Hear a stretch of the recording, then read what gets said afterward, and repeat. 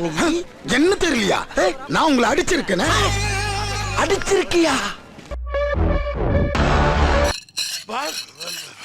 என்ன அறுவடை தூக்கிட்டு இருக்கீங்க?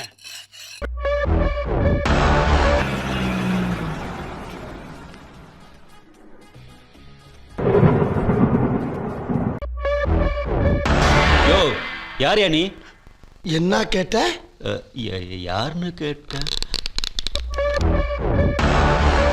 வேண்டாம்டா. இந்த மாதிரி ஆசைப்பட்ட வாழ்க்கை கிடைக்கலன்னா கிடைச்ச வாழ்க்கையை ஆசைப்பட்டு ஏத்துக்க.